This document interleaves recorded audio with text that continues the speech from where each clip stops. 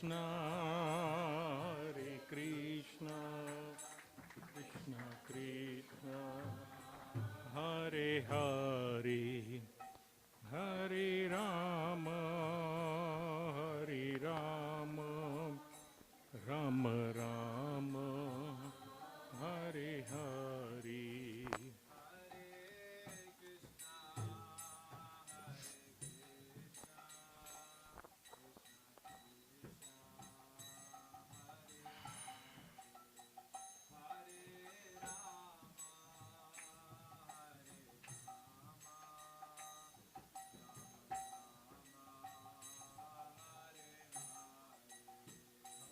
Hare Krishna, Hare Krishna, Krishna Krishna, Hare Hare, Hare Rama, Hare Rama, Rama Rama, Hare Hare.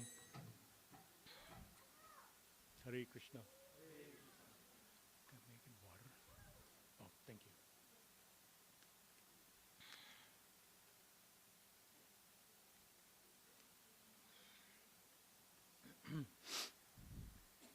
Thank you, Nilamani Prabhu, Shamkund Prabhu, and Madan Gopal Prabhu for giving me the opportunity to glorify Lord Balaram on this most auspicious day. So many senior devotees are here other than the three that I mentioned. Manasi Ganga Devi, Triptirata, so many others. Mahesh Pandit Prabhu. I see wonderful friends here, Harinam, Namras, so many others. I beg for everyone's blessings because nothing is possible without the blessings of the devotees of the Lord, and everything is possible with the blessings of the devotees of the Lord. Yeah? Do I have your sincere blessings? Thank you. So today we're going to talk about Lord Balaram, but before that, a brief invocation. You can chant along with me. Om Ajnanatirmirandasya Jnananjana Shalakaya Chakshurunmilitam Yena Tasmai Shri Guruve Namaha Mukam Shri Chaitanya Manobhishtam Sthapitam Yena Bhutale Swayam Rupa Kadamayam Dadati Swapadantikam Vandeham Shri Gurum Shri Jutam Padakamalam Shri Gurum Vaishnavamscha Shri Rupam Sagrajatam Sahagana Raghunathanvitam Stam Sajivam Sadvaitam Savadhutam Parijana Sahitam Krishna Chaitanya Devam Shri Radha Krishna Padan Sahagana Lalita Shri Vishakhanvitamscha He Krishna Karuna Sindhu Deenabandhu Jagatpate Gopesha Gopika Kanta Shri Radha Kanta Namostate Tapta Kanchana Gaurangi Radhe Vrindavaneshwari Vrishabhanu Sute Devi Pranamami Hari Priye Vancha Kalpatarubhyascha Kripa Sindhu Bhyevacha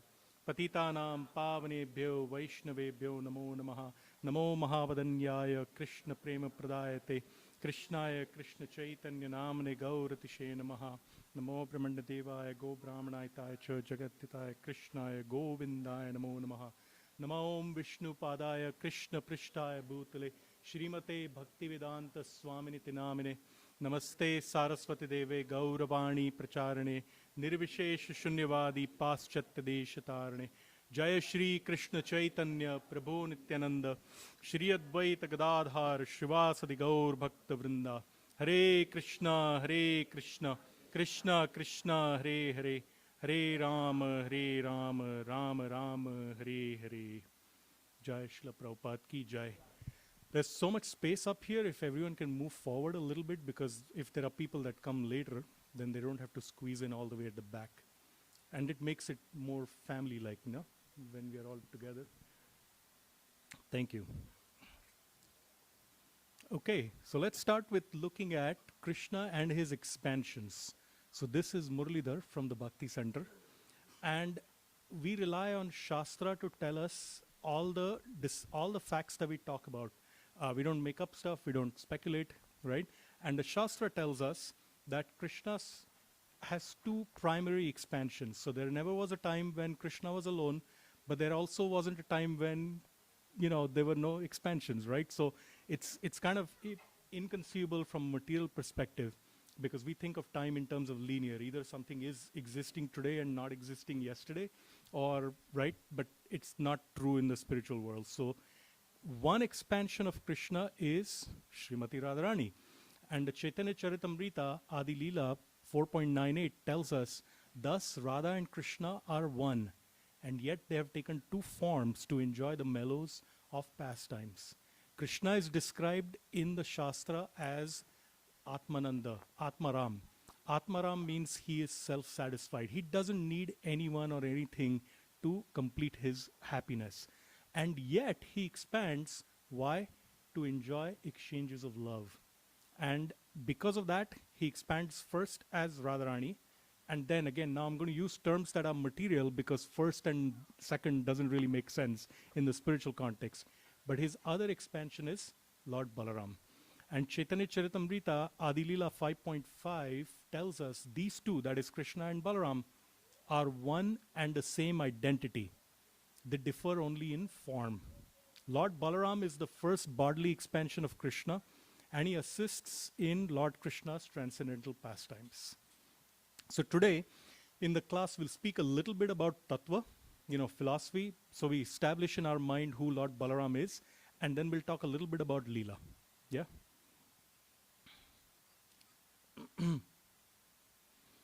So this is Krishna and Balaram. So who is Krishna? So Krishna, the Shastra tells us, is God. He's the supreme enjoyer, right? He's the center, and he's the goal. So everything and everyone is meant and designed to be complete and to be self-satisfied only when it or the jiva, living entity, is being used to serve Krishna's pleasure, right? So Krishna is the center, he is God. So then who is Balaram? Balaram is also God, but he's God as Guru, right? And he's the supreme servitor Godhead. And he's the linking force. So let's dwell on this for a minute. So Krishna, he is in the spiritual world. He's actually everywhere. He's simply enjoying. But how does he enjoy? He enjoys by exchanging love with other living entities, right? But living entities don't automatically necessarily have training as to how to serve Krishna properly, right? So who better to inform these living entities how to serve Krishna than Krishna's own expansion, right? So Krishna expands as Balaram. So Krishna is like, I'm going to have fun. You, Balaram, teach all the living entities, do all the work that is necessary in order to teach everyone and to make it harmonious so that Radha and Krishna, that is Radha and I, can enjoy happiness and pastimes, transcendental pastimes. So that's the role of Balaram. Balaram is the linking force between where we are, between every single living entity, and Krishna, the center, the supreme enjoyer. Yeah, that's the tattva that Shastra tells us. So Lord Balaram in Braj, in Vrindavan, which is the highest spiritual planet, right? He, in Goloka Vrindavan, which is the topmost spiritual planet, he serves Krishna in every mellow or rasa or mood, right? So the first mood that he serves Krishna in is the Shantaras, which is the rasa of neutrality. He expands as the dham, the holy dham, as the paraphernalia that is used to serve Krishna. So the, all the transcendental paraphernalia that Nilamani Prabhu and Balabhadra Prabhu and others were using right now to bathe Krishna and Balaram, that is an expansion of Lord Balaram. The trees, right? So that's Shantaras. Shanta is neutral in the sense it's favorable, but it's not super active. And so as devotees, when we recognize that Krishna is God, but we are not super active in what we do, and service can take many forms, as Prahlad Maharaj has informed us. Chanting is a service, right? Not just physical service in the temple. But when we are just sitting there and saying, yeah, Krishna, I recognize you're God, but you kind of stay in that spot, I'll worship you from time to time, but I'm going to lead my own life. I've got this, I don't need you, right? We are being in Shantaras. So we're not really active in expressing our affection or our service for Krishna. So the second mood that Lord Balaram serves Krishna in Goloka Vrindavan is Dasyaras, the mellow of service. So, as an example, when the cowherd boys are out in the pasturing grounds, Krishna gets tired, he lies down, Balaram puts his lotus feet in his own lap, and he massages Krishna's feet. Right? That's Dasyaras. Sakhyaras, Balaram plays with Krishna. He's a friend with Krishna, and he cracks jokes. He pulls pranks on him. He'll defeat him in wrestling matches, or his party will defeat Krishna's party in wrestling matches. Right? That's Sakhyaras. That's in the mood of friendship. Then you have Vatsalya Ras, which is the ras of parental love, parental affection. As elder brother, Balaram protects Krishna. And there are so many instances. Balaram knows who Krishna is. He knows Krishna is God. No one or nothing can actually harm Krishna. But because of that Vatsalya Bhav in his heart, he's always looking like, if Krishna is out of sight for 5 minutes, he's like, wait, where is Krishna? Maybe a demon's come and is about to harm Krishna. I need to be there to protect him. Right? So that's Vatsalya Ras. And then Madhurya, which our acharyas tell us is the topmost ras, Balaram expands as Ananga Manjari in order to serve Radha and Krishna in their conjugal pastimes. So Balaram in Braj serves Krishna in every single mellow of love. But then there is the spiritual world outside of Braja, right? So in Dwarka and in Mathura, Balaram expands as Mula, or original Sankarshan. In Vaikuntha, which is all the different planets, Ayodhya, Vaikuntha where Lakshmi Narayan live, right? All of those planets, Balaram expands as Mahasankarshan. And then, to facilitate and do the creation of the material worlds and this whole set of universes that we find ourselves in, Balaram expands as the 3 Vishnus. So the first expansion of Balaram as a Vishnu is Mahavishnu, or Karano Dakshayi Vishnu. Karano is the causal, right? The cause. So he lies in the causal ocean, and that's Mahavishnu. And countless universes emanate from his breathing out. So as he's breathing out, he's in Yoga Nidra. Universes are coming out of his pores, and these are countless in number. Then, the second form of Vishnu is Garbho Dakashayi Vishnu. And this is the form of Vishnu who lies down in each and every universe. So in our universe, there is a Garbho Dakashayi Vishnu. In every single material universe, there is a Garbho Dakashayi Vishnu. And from his navel sprouts the lotus flower on which Lord Brahma is born. Right? And we hear that from Srimad Bhagavatam. And then you have Kshirodakashayi Vishnu, who is the form of Vishnu who enters into every single atom and every single body as the super soul or Paramatma. Many, many years ago, I heard a seminar by Kaustubha Prabhu, who's one of the 2 Wisdom of the Sages podcasters. And Kaustubha's class was very illuminating for me. Somehow that really struck a chord in my heart. So he was focusing on the teachings of Bhagavad Gita, where Krishna is talking about how he's present in every living entity as the super soul. And when we chant or when we are doing any service, we don't have to think like, oh, is Krishna actually noticing what I'm doing? Where is he? Is he far away? How will he even hear? I'm so little here. No, Krishna is in our heart. So Krishna can actually hear and see everything we are doing. And that's as Kshirodakashayi Vishnu. He's inside every single living entity. And then you have another expansion of Lord Balaram, and that is Shesha or Ananta, right? Ananta Shesha. And Chaitanya Charitamrita quotes Laghu Bhagavatamrita as there are 2 features of Shesha. One is the bearer of the globes, and the other is the bedstead servitor. So let's unpack this a little bit. So all the universes that are emanating from Karanadakshayi Vishnu's pores, they are held on top of Shesha's heads. And the Shastra describes that even though these universes, they are gigantic, you can imagine, right? All the planets that are floating in space, they sit on top of his hoods, many, many hoods. And the weight of them is like tiny, tiny mustard seeds. So he doesn't even feel it. And he's got 1,000 mouths and 1,000 hoods on which he's holding countless universes. And with these 1,000 mouths, he's constantly glorifying Krishna.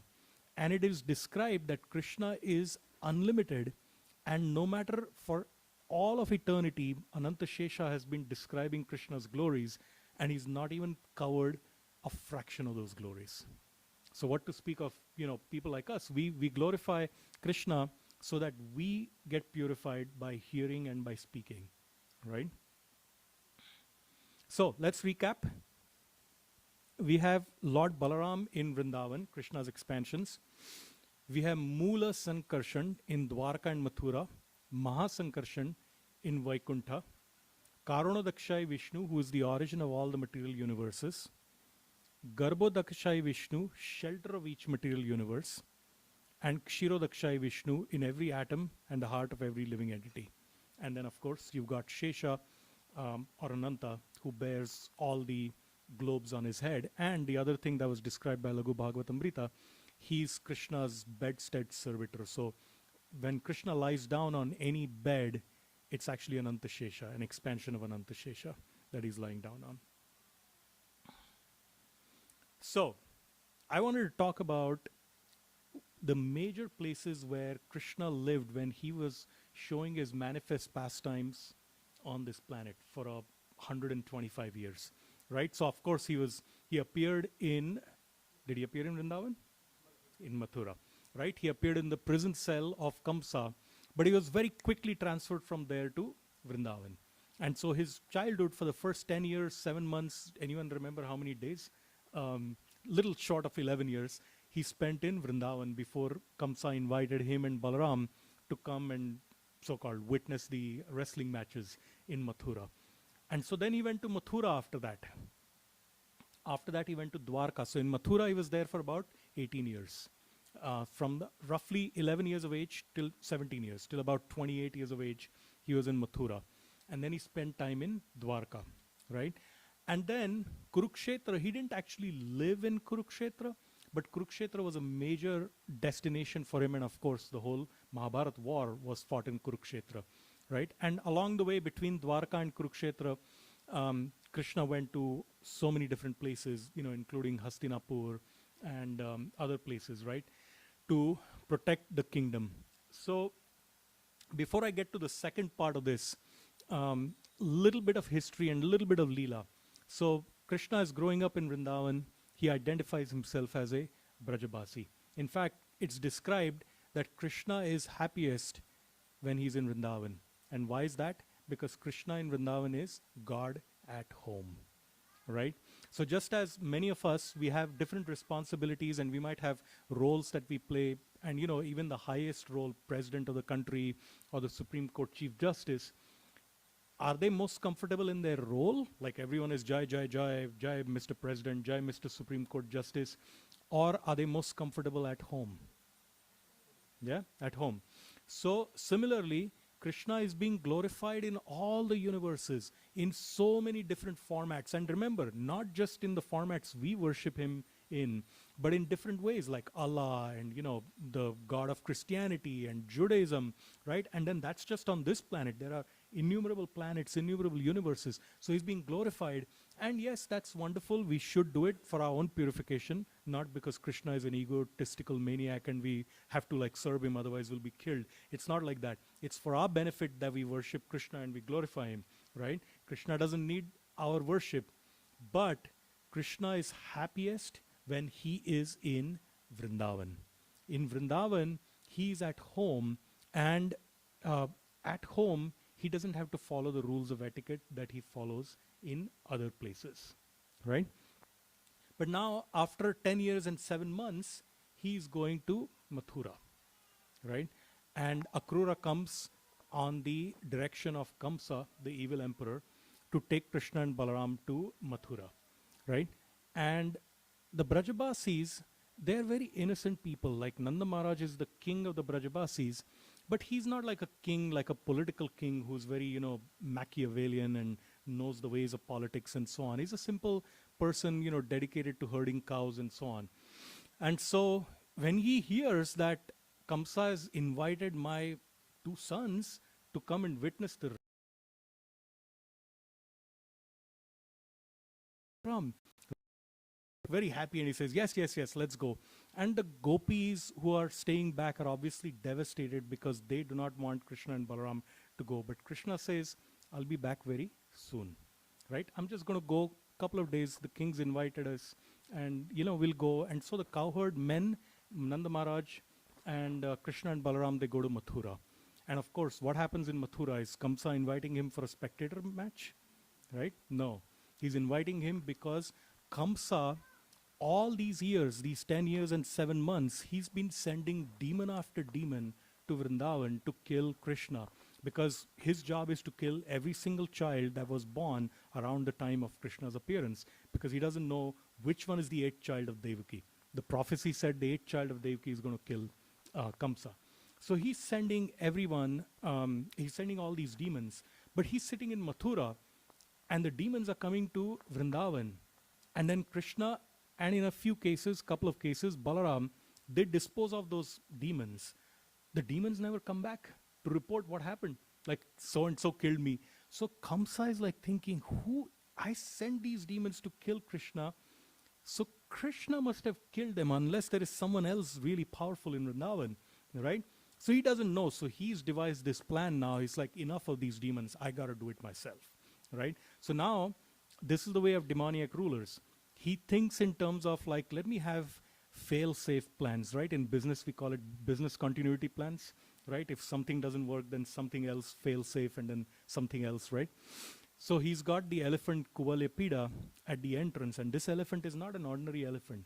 This is a gigantic elephant that can crush thousands and thousands of men. And these are two little boys, like 10 years, 7 months. Balaram is a little older than Krishna. And Krishna just disposes of the elephant like that. And he carries that tusk triumphantly with blood dripping. And he comes in, and Kamsa is like startled, like, wait, what? And so now they come in and they meet. Who do they meet? The wrestlers, Chanura and Mushtika, right? And these are not ordinary wrestlers. These are huge wrestlers, at the sight or even the name of whom even big warriors tremble, because these wrestlers have killed thousands of men in their career as a wrestler, and they are being deployed on these little boys. And Kamsa is so cruel. He doesn't just want to dispose of Krishna and Balaram. He wants the Brajabasis to take into account or take in all the killing that's going to happen there, right? So this is very sadistic and demoniac. So he's sitting there on a high seat, and these wrestlers are deployed. And then, of course, Krishna and Balaram dispose of the wrestlers as well. Now, Kamsa is like, I got to do this myself. That's his third business continuity plan, right? He takes out his sword, and he wants to lop off Krishna and Balaram's head. But what does Krishna do? He jumps all the way to the top where Kamsa is seated, and he starts pummeling him. And then he throws him to the ground into the wrestling arena, and then starts beating him and kills him, right, with his hands. And then he starts dragging him around the entire wrestling arena.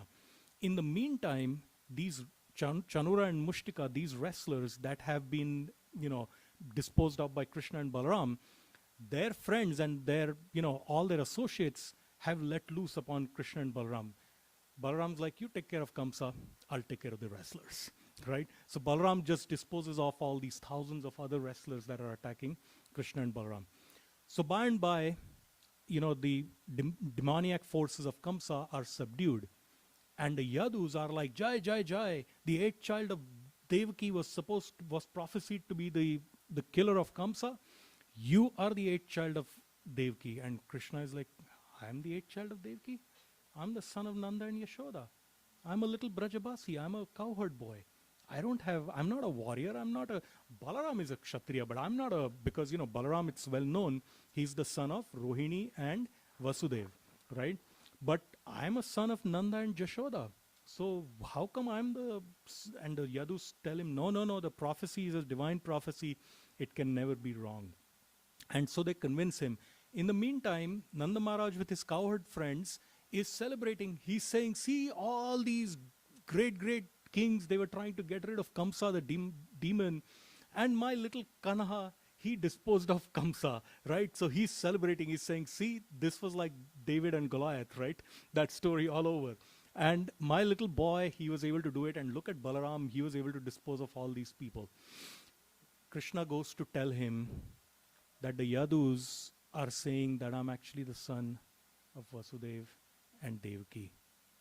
And I need to stay back because Kamsa's friends from outside of Mathura will now surely attack Mathura because of the humiliation of Kamsa and the destruction of Kamsa. So they're pleading with me, please stay back. And you can't go. And Nanda Maharaj is like, okay, we'll stay back with you. And Krishna is like, no, no, no. We have 900,000 cows to protect, right?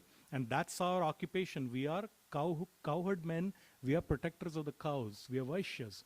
So therefore, you go back to Braj, and I will follow in a few days after I've taken care of all the friends of Kamsa who will attack, and even the enemies of Kamsa, because they will see now there is no king, there's no Kamsa, so they will try to make a move. Mathura was a very rich kingdom, right?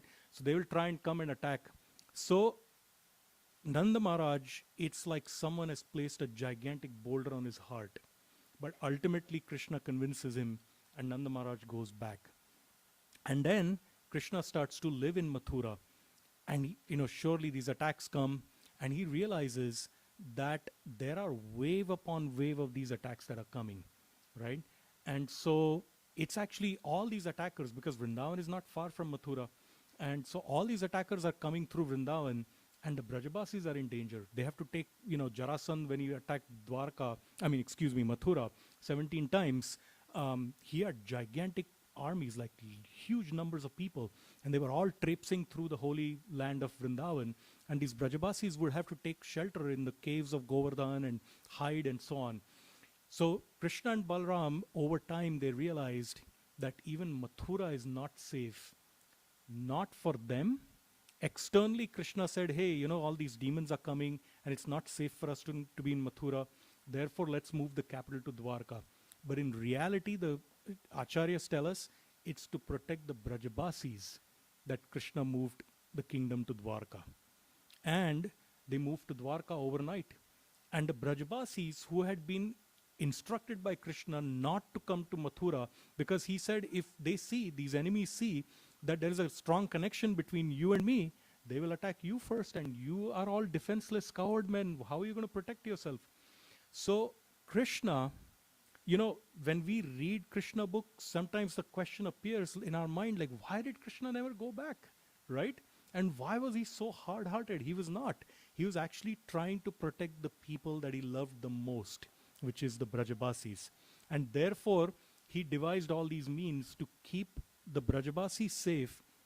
And of course, the deeper philosophical explanation that the Acharyas give us is that Krishna and Radharani and others wanted to experience the love that is felt most keenly in separation, right? There's love in union, but then there's love in separation.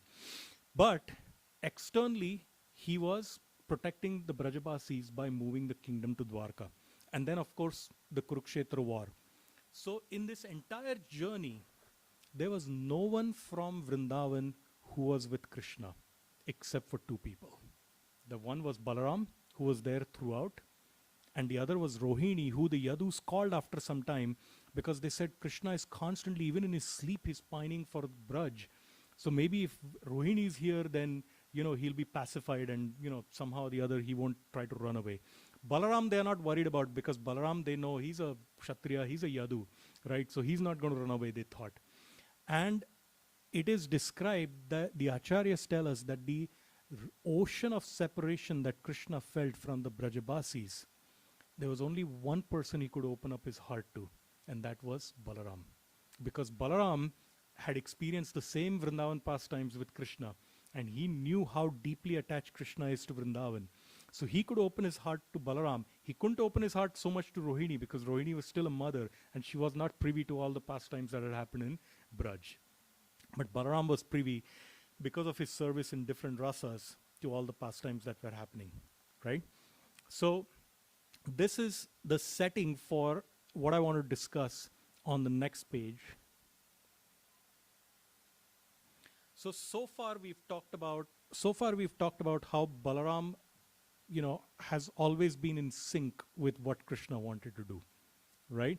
But then we see, as we start to talk about Kurukshetra, differences of opinion come up, right? And there are three major things which trigger those differences. One is Arjuna's marriage with Subhadra. So Balaram wanted to marry off Subhadra to Duryodhan, right? And his reasoning was, so he had already, Duryodhan had made friendship with Balaram. Duryodhan was a very strategic guy. He was evil, but he was strategic, right? And so he had made friendship with Balaram, saying that, Balaram's a good person to have on my side from the Yadu dynasty. And Balaram, remember, is also the original guru, right? We talked about that. And the characteristic of a guru is that the guru is merciful, right? And if you think about mercy, mercy by definition has to be bestowed on someone who is unworthy.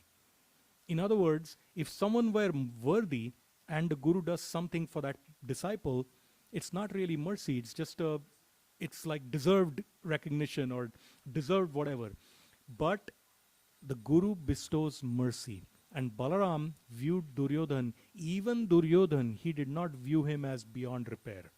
So he wanted to give him some level of like, okay, maybe by my association, Balaram thought he will improve in his evil tendencies and become, finally on the right spiritual path, right? So Balaram wanted to marry off Subhadra, his sister, to Duryodhan. Krishna had other ideas. And then Arjun, who was visiting, he and Subhadra fell in love with each other.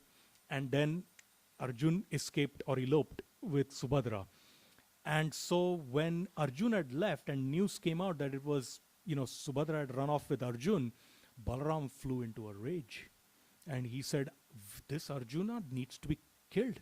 He's like, how dare he steal a girl that is part of our dynasty, right? That too, I had marked her for marriage with Duryodhan, right? And there were strategic reasons in Duryodhan's thinking also. Balaram's thinking also, right? Because in those days, the princes and the kings would marry for strategic reasons, right? Also. And Krishna had to calm him down, like, wait, don't, right? He's like, why are you so upset? He's like, Arjuna just stole our sister. And Krishna reminded him, did you see in the battle when we sent our forces, who was driving Arjuna's chariot? It was Subhadra. Do you think she was going against her will? She was going on her own because she wanted to be with Krishna. So she was not abducted. She wanted to run away. And by, he pacified Balaram. And Balaram said something which is actually true. When we read Krishna Leela and especially Mahabharata, we see this. He tells Krishna, and not in a very, loving, friendly tone. He's like, Krishna, you can convince anyone of anything. And it's true, isn't it? Krishna really is a charmer, so he can convince anyone. So that was the first point of difference. Then Balaram's favoring Duryodhan. There are so many instances in the Mahabharata, and we talked about how, he took him under his wing, and he had hopes that he would become a, less evil and a more spiritually minded person, right?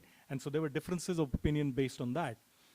And then the third major difference, and this was a major, major difference, came when the battle of Kurukshetra was about to end, and Krishna, Bhima and Duryodhan had been fighting for hours and days on end, and nothing was happening, right? Duryodhan had showed no signs of being defeated because he had received a boon from his mother, Gandhari, that, she had looked at him with the accumulated tejas or spiritual potency of her years of piety. And she had looked at his body, and Duryodhan had received the blessing of his chaste mother that his body could not be broken. But because Krishna had tricked Duryodhan into wearing underwear, basically, and not going naked, his mother had said, come naked before me, right? I want to look at your body, because she wanted to bestow that force on him. And he came wearing underwear, right? And therefore, there was a part of his upper thighs that was not protected by Gandhari's protection. So Krishna, when the battle was right, and Bhima was getting nowhere, Krishna said, hit his thighs. And Bhima looked at him and said, but that's against the rules of battle. He said, hit his thighs. Kill him, right? And then Arjuna smashed his thighs, And Duryodhan didn't die right away. He died a very painful death. He was writhing on the battlefield for hours afterwards. Balaram flew into a rage on this, and he wanted to destroy Bhima because, Duryodhan, he's like, A, Duryodhan's my disciple. B, this is not right. This is unfair. This is against the rules of battle. And Krishna had to convince him that the entire Mahabharat war was unfair towards the Pandavas. It was not that this one incident you're looking at, but the entire war was unfair towards the Pandavas. Balaram again said the same thing, you can convince anyone of anything, but he was not happy and he walked off from there, right? So we learn some lessons from this. So, when the Acharyas tell us that when it comes to Vrindavan, Dwarka, Mathura, right, which symbolize the spiritual world, they are the spiritual world, there is unity. There might be differences in how we do this. Like, for example, Nilamani Prabhu might say, let's do Abhishek here, and someone else might say, let's do Abhishek here, right? Or let's do it in this order and these people, and someone else may disagree. But ultimately, there is agreement about what is to be done, right? But Kurukshetra represents the material world, and the material world is full of disagreements, right? And so even Krishna and Balaram in Kurukshetra, they are disagreeing on points. But the Acharyas also point out something. Morality and what is right and wrong, or dharma, are very complex subjects in the material world. They are not easily understood, right, by common people. That's why you need exalted teachers, you need the scriptures to tell us what is right and wrong. And more than that, you need living devotees who are following those scriptures to be able to interpret that. Otherwise, what's the point of having a guru, right? You can just read Prabhupada's books, which are wonderful. You'll become spiritually enlightened. But when it comes to complex dilemmas, we need devotees to be able to explain to us what to do and what not to do, right? And that's why we need guru, we need shiksha, diksha gurus, right? And then differences, when Krishna and Balaram had these differences, was that enmity? It was not enmity. So that's the important point that they are illustrating, that differences is not equal to enmity. We get very defensive when someone disagrees with us. And husbands and wives, this is very common, right? We disagree all the time on different things, right? I see some grihastas nodding. I'm nodding too. Radhika is nodding. Yeah, we disagree all the time. And obviously in well-run units, these disagreements don't spill over into enmity or bitterness. They're just a fact of life. But even among friends and in the temple, right, we will have differences, but we should not think that, oh my God, Namras disagreed with me, therefore he must be my enemy. No. Try to get to why is Namras disagreeing with me, and let's see if we can work out a compromise solution that can work for both people, right? So this is the lesson that Krishna and Balaram are teaching us through this. So I'll summarize. Krishna and Balaram are non-different from each other, except for mood. So Krishna is God, and Balaram is God as Guru, right? So he's the servitor Godhead. And Prabhupada pointed out their complexions are different. Balaram is the color of crystal or white, and Balaram and Krishna is the color of a dark monsoon cloud, right? Balaram is the linking force of Jiva to God till we become completely pure. So this was an interesting topic that I heard Chaitanya Charan Prabhu speak on. And so I actually shot him up a personal text to ask him, what do you mean by completely pure? Like, what about, the other moods in Braj, right? Not just Madhurya. Because the point he was making was that once we are completely purified, Radharani takes charge of the Jiva, not Balaram, right? And so he's basing his discussion on Gopal Champu and some other Acharya's works that he has been studying. And the point he made was that Balaram is the linking force that teaches us how to become pure so we can serve Krishna. And in Braj, even if you are in Shantaras or in Dasya or in Vatsalya or in Sakhya, the wellspring or the source of devotion is Radharani. And everything, like Yashodamai's devotion to Krishna as a mother, that comes from Radharani, right? Yogamaya, Vrindadevi, everything comes from Radharani. The Sakhas who serve Krishna as friends, their devotion, the origin comes from Radharani. So Radharani may not directly go and say, okay, you do this or you do that. But everyone is under Radharani in the spiritual world in terms of serving Krishna. And we saw that Balaram serves Krishna in obvious as well as non-obvious ways. And the last point I wanted to make was Balaram shows how the spiritual master is even more merciful than Krishna is. And we know in our Gaudiya tradition, Nityananda is even more merciful than Mahaprabhu, who is the ultimate merciful. But then there is something beyond ultimate, which is Nityananda. And then sometimes even more merciful than Nityananda is the guru who follows in Nityananda's footsteps. But they are Nityananda Tattva, right? They're getting their Shakti, their empowerment from Nityananda. So that, I wanted to leave all of you with these points. And I don't think we have time for any questions today, right? Or comments. So thank you very much for your respectful listening. Hare Krishna.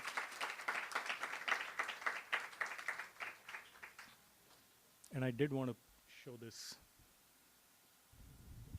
express my gratitude to Srila Prabhupada and to Chaitanya Charan Prabhu for specifically the contents of this talk. Hari Bol.